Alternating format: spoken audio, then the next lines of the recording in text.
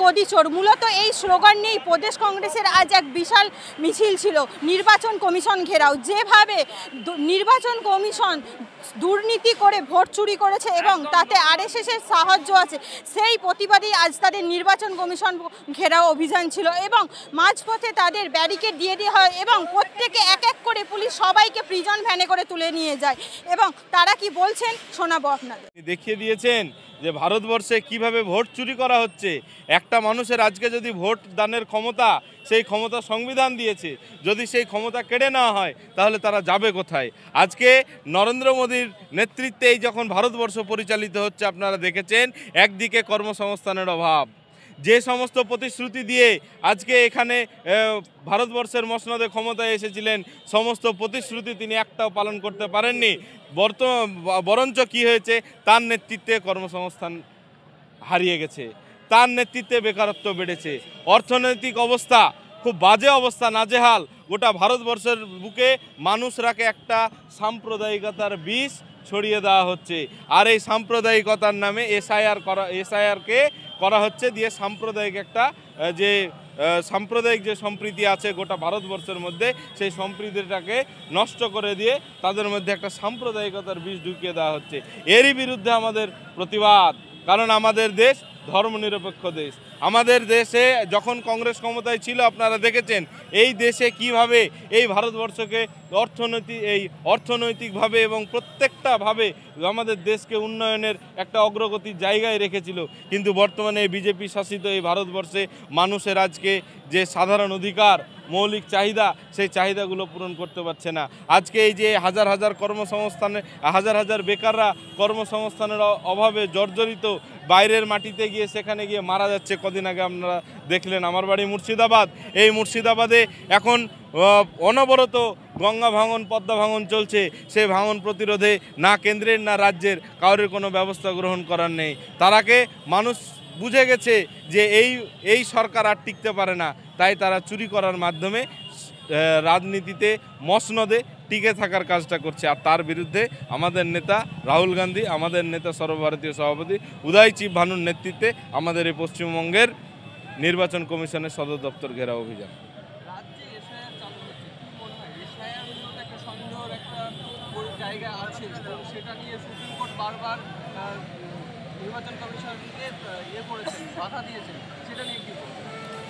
দেখুন, আপনারা দেখেছেন কিভাবে বিহারের যে এসআইআর হয়েছিল, সেই বিহারে কিভাবে কত লক্ষ মানুষের নাম বাদ গেছিল। আমাদের দেশে নাগরিকত্ব দুইভাবে দেওয়া হয়, একটা কি, একটা রেজিস্ট্রেশন বাই বার্থ, এই সিটিজেনশিপ বাই বার্থ আর সিটিজেনশিপ বাই রেজিস্ট্রেশন। একটা রেজিস্ট্রেশনের মাধ্যমে, একটা জন্মগত। তো সেই জায়গা থেকে আপনারা এই যে ভারতবর্ষের মাটিতে আমাদের লক্ষ লক্ষ মানুষ আজকে আছেন এই পশ্চিমবাংলার মাটিতে, যারা এই দেশভাগের সময়ও যারা এই ভারতবর্ষকে ছেড়ে যায়নি, তারাও এই দেশের মাটিকে ভালোবেসে এই দেশে থেকে গেছেন। তাদেরকেও এসআইআরের নাম করে, তাদেরকে ধর্মীয় বিভাজন করে একটা শ্রেণীর মানুষকে, একটা ধর্মের মানুষকে বাদ দেওয়ার যে চক্রান্ত এনআরসির নামে একটা টাইম হয়েছিল ভোটের আগে, আর আজকে এসআইআর নামে হচ্ছে, তারই বিরুদ্ধে আমাদের এই প্রতিবাদ। অধিকার, যে ভোটের অধিকার, সেটাকে যেভাবে হনন করছে মোদী সরকার এবং ইলেকশন যৌথভাবে, তার বিরুদ্ধে বারবার একাধিকবার আমরা চিঠি চাপাটি করেছি। আমরা আমাদের নেতা রাহুল গান্ধী প্রমাণ সহিত প্রেস কনফারেন্স করে সমস্ত প্রক্রিয়া দেখিয়েছেন যে কিভাবে ভোট চুরি হচ্ছে। তার সত্ত্বেও যখন ইলেকশন কমিশন এবং বিজেপি সরকারের তরফ থেকে কোনো রেসপন্স আসছে না, তখন বাধ্য হয়ে আপনারা দেখেছেন বিহারে রাহুল গান্ধী যাত্রা করেছেন। আজকে বেঙ্গলে আমাদের যুব কংগ্রেসের নেতৃত্বে এখানে যাত্রা হচ্ছে। বিগত দিনেও এসআইআর নিয়ে আমাদের কংগ্রেসের মাদার কংগ্রেস এবং বিভিন্ন শাখা সংগঠন কংগ্রেসের এই নিয়ে আন্দোলন করেছে।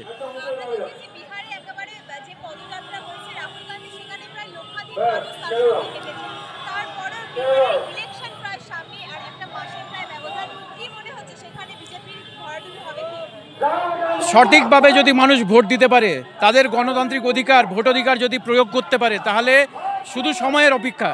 সেখানে কংগ্রেসের জোট সরকার শুধু সময়ের অপেক্ষা, সেখানে কংগ্রেস আসতেই চলেছে।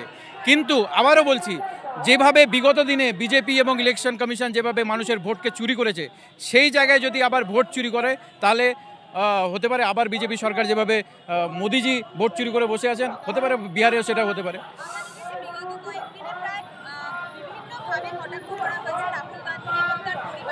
অমিত শাহ থেকে শুরু করে নরেন্দ্র মোদী বিভিন্ন জনসভা থেকে তাদের কটাক্ষ করেছেন। এটা দেখুন, এটা এদের কালচার, আরএসএস এর কালচার এটা, এবং এটা আজকে থেকে নয়, অনেক দিন থেকে। স্বয়ং মোদিজি দাঁড়িয়ে বাজে বাজে ভাষা প্রয়োগ করেছেন সোনিয়া গান্ধীজির বিরুদ্ধে, নেহরুজির বিরুদ্ধে এরা ডেইলি পার্লামেন্টে মানে স্ল্যাং ইউজ করতে থাকে, বাজে কথা বলতে থাকে। রাহুল গান্ধীকে ধরে যা ইচ্ছে তাই হাজার হাজার কোটি টাকা মিডিয়াতে ইনভেস্ট করেছে যাতে তার ইমেজকে ডিফেম করা যায়।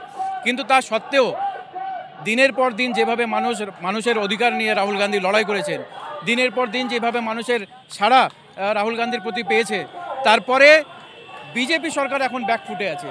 ফলে বিজেপির যারা নেতারা আছে, মিডিয়ারা আছে, গদি মিডিয়ারা আছে, কি বলছে না বলছে তাতে কোনো যায় আসে না। রাহুল গান্ধী এতে পাত্তাও দেন না, এবং আমরা যারা কংগ্রেসের সৈনিক, আমরা যারা রাহুল গান্ধীকে আদর্শিত, আমরা এইসবকে পাত্তা দিই না। আমরা মানুষের অধিকার নিয়ে লড়াই করছি, আমরা মানুষের অধিকারের কথা বলছি। আপনারা জানেন যে কেন্দ্রীয় মোদী সরকার অর্থাৎ বিজেপি সরকার সারা ভারতবর্ষ জুড়ে গত লোকসভা ভোটে চুরি করে ৭৯খানা সিট জিতেছে। আমাদের সর্বভারতীয় কংগ্রেসের রাষ্ট্রীয় নেতা শ্রী রাহুল গান্ধীজি ভোট চুরি ধরেছে, আগামী দিনে চোর ধরবে, আপনারা দেখতে পাবেন। একজন কেন্দ্রের ভাওতাবাজি সরকার বারবার মানুষকে মিথ্যা প্রতিশ্রুতি দিয়ে আসছে।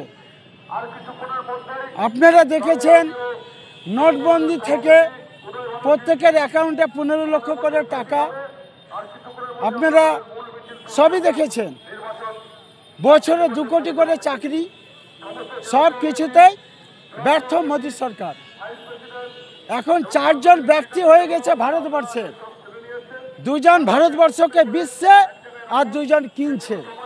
সেই 2 জন বিশ্বে কে? কেন্দ্রে ভারতবর্ষের প্রধানমন্ত্রী নরেন্দ্র মোদী এবং অমিত শাহ।